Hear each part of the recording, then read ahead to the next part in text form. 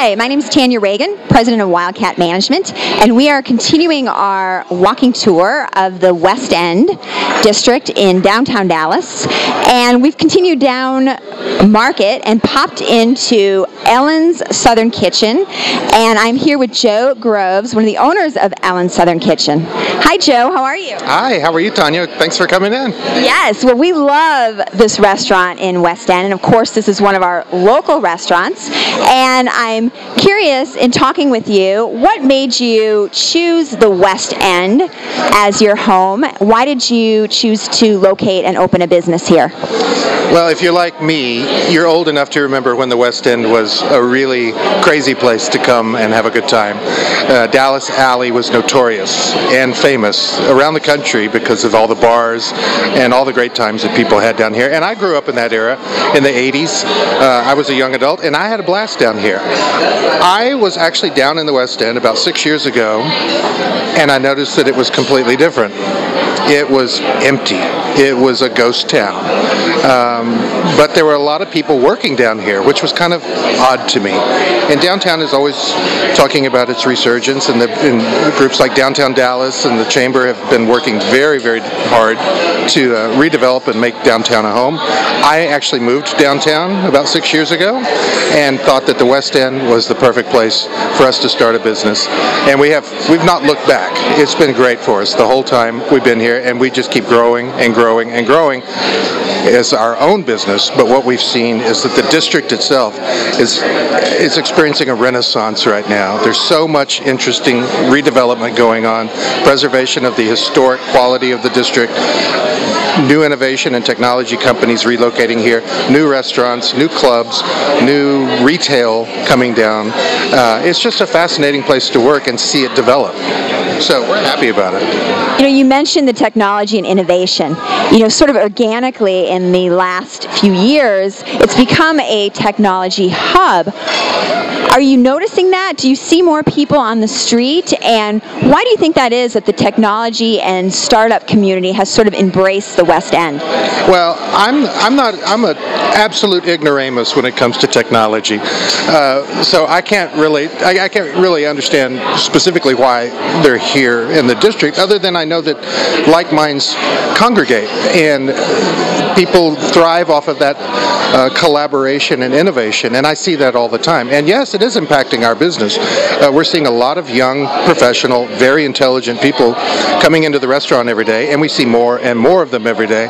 New faces, older faces, people that we know, people that are complete strangers to us. We ask them where they work, and I work down the street, and I work at some acronym company that we've never heard of that has 200 employees, and it's technology, and that's thrilling. It's great because they're building what we're going to enjoy tomorrow, obviously, and they're hungry, and that's really what we're happy about. They come here and eat and drink, and we're glad to have them. I think generally, though, the district is it's a difficult word to use sometimes because it has a negative meaning to some people, but it is really becoming gentrified.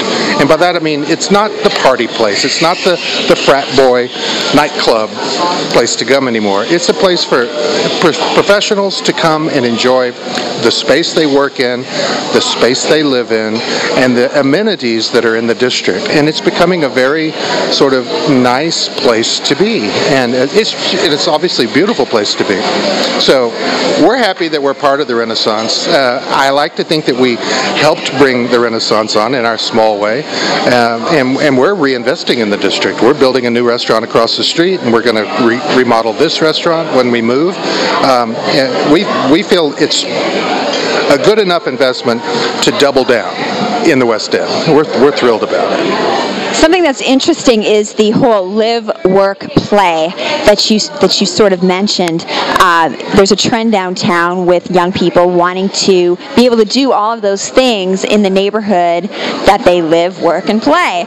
Of course, across the street we have the new Fairfield project that is a residential that's going to bring a lot of new residents to the neighborhood. Are you seeing an increase in the number of people who are moving here to live?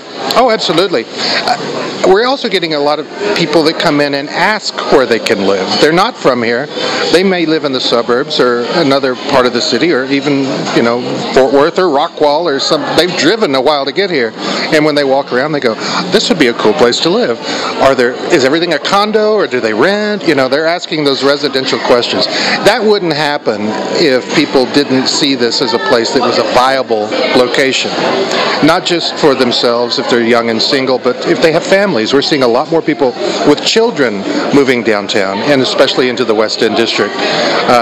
It's a very walkable neighborhood. It's a little more quiet than the Central Business District, which is just 2 blocks away, but we were talking earlier about how downtown is thought of as a single thing, but it is rather segmented. We do have neighborhoods even within a 10 square block radius or area, and the West End is definitely its own unique area, and it looks different, it feels different, and it smells different, mostly because of the good restaurants. Well, and although, like you mentioned, we're all very close, the neighborhood districts, we have 15 districts, all have very unique characteristics.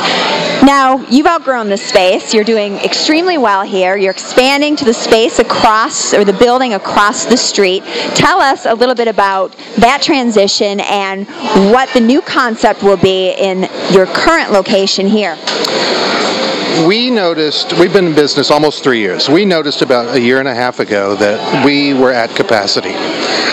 We have 56 seats here, and we're averaging 525 people a day. So we're turning that almost 10 times a day. And that's a lot of wear and tear. It's a lot of work. And we're turning a lot of people away. On the weekends, people are waiting an hour or an hour and a half to eat breakfast, which makes no sense to me, but I'm grateful for it. I would go home or somewhere else. Thank you, though, for coming. But we knew we were at capacity. We're also landlocked. We can't go that direction. We can't go that direction. We can't go that direction. So we either had to say, we are what we are, and we are a small little place with limited capacity, and we're just going to have to turn people away. Or let's look at an opportunity to expand and create more options for people. So we found a place across the street. It's about 3 times the size that we are now. In fact, the kitchen is larger than our current restaurant, which is nice. But it was a shell, and we had to build it from scratch. There was nothing in there that was adaptable to what we needed. So we've been working on it for about 6 months now. It's a slow, tedious process and expensive process. But by the time we're finished and open this summer, we'll go from 56 seats here to 190 seats. And we're going to expand our employee base. We have 52 employees right now. We'll probably go to 75. Can you believe we have 52 people here? That's a lot of people. It's a lot of payroll. But I think that the demand is here. The district is obviously on the upsurge, so it makes sense for us to expand and move over there. This is also a great location. We don't want to give it up because this is what brought us to this point. One of the things we do as a restaurant company is look at a neighborhood and say, what does it need? A lot of companies might say, we want to open a southern kitchen. Where can we put it? We didn't look at it that way. We thought, what's missing from the district? And one of the things that we thought was missing at the time was indigenous food. A lot of people come from other parts of the country, other parts of the world, and they expect a certain cuisine that they may not have at home. So we provided that. We filled that need, we hope. Obviously, a lot of people think we did. So now looking at this space, we're going to have an open book here. What is needed? And one of the things that is a personal favorite of mine, but also is much needed in the district, is really good Italian food. And so we've decided we're going to take the Southern kitchen concept of homemade and fresh and quality food and apply it to the Italian cuisine. So we're opening a new place late this fall called Grezza, Grezza, like Grezza, which is an Italian word which means rustic or crude, and it applies mostly to the way things are going to be made here. It's going to be not fine dining per se, but it's going to be an elegant place to come. Be quiet for a date night. It's going to be very small.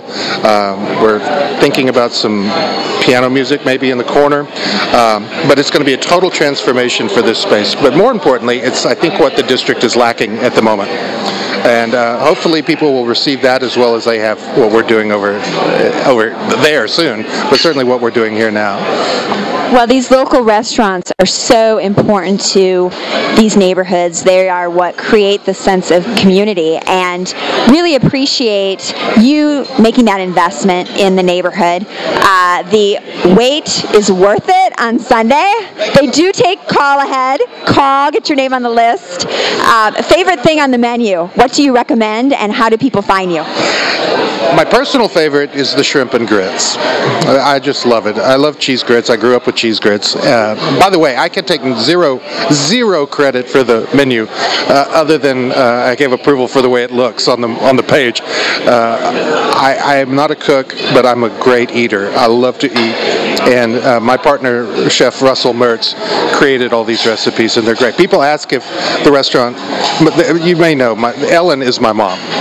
Really? Yeah, we named it for her, and people ask all the time if these are her recipes, and I wish they were. And I respond, no, we named it for her, hoping to inspire her to learn how to cook, and it hasn't worked so far.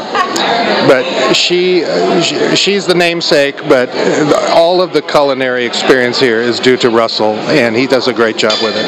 I think that thanking me for investing in the district seems odd to me, because it's a selfish motivation I have. I mean, I love the district. I love Dallas. I think that this is a great place to be, and I'd rather see it grow and thrive, not just for us, but I just think Dallas needs to return to an appreciation for the culture. This is the original part of the city. This is where Dallas began. I mean, on this street. So long before there was anything on Main Street in the 1800s, this is where Dallas was. This was Dallas. And we tend to, as a culture, discard some of those things occasionally. Fortunately, there seems to be a big movement of appreciation for those things from our history. And if we can make it not only historical and authentic, but also fun to be, live and play and eat, then we've done a good job. We've done a real good job. Well, thank you so much for your time. I'm sure I will see you here on a weekend. My favorite thing is the pancakes. So thank you, Joe. Thank you so much for your time. Appreciate it very much.